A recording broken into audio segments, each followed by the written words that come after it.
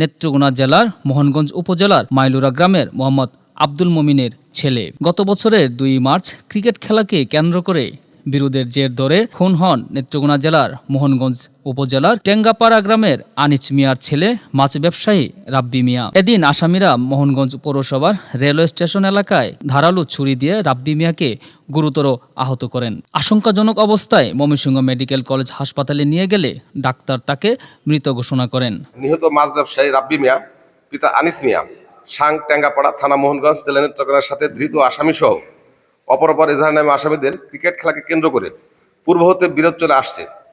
উক্ত ঘটনাকে কেন্দ্র করে 2রা মার্চ 2025 রাত্র অনুমান 21:10 ঘটিকায় ধৃত আসামি ও অপরাপর আসামিরা পরস্পর যোগসাজশে দেশীয় অস্ত্র দ্বারা নিহত রাব্বি মিয়াকে হত্যার উদ্দেশ্যে মোহনগঞ্জ পৌরসভা রেলওয়ে স্টেশন সংলগ্ন পুকুরের পশ্চিম পাড়ে ধারালো চাকু দিয়ে বুকের পাঁজরে ঘাই মেরে গুরুতর রক্তাক্ত জখম করে। আশঙ্কাজনক অবস্থায় ভিকটিমকে ময়মনসিংহ মেডিকেল কলেজ হাসপাতালে নিয়ে গেলে কর্তব্যরত চিকিৎসক তাকে মৃত ঘোষণা করেন। এই ঘটনায় নিহতের বাবা বাদী হয়ে গ্রেপ্তারকৃত রাব্বি সহ 12 জনকে আসামি করে মোহনগঞ্জ থানায় একটি হত্যা মামলা দায়ের করেন। উক্ত ঘটনায় নিহত রাব্বি মিয়ার পিতা বাদী হয়ে নেত্রকোনা জেলার মোহনগঞ্জ থানার হত্যা মামলা দায়ের করেন, যার মোহনগঞ্জ থানা মামলা নম্বর 2 তারিখ 4-3-2025 ধারা 302/34 পেনাল কোড রুজু হয়। ঘটনার পর র্যাব 14 CPC 2 কিশোরগঞ্জ ছায়াতদন্ত ও পলাতক আসামিদের গ্রেপ্তারে তৎপর হন। এরই ধারাবাহিকতায় CPC 2 র্যাব 14 কিশোরগঞ্জ ক্যাম্পের আবেদনিক দল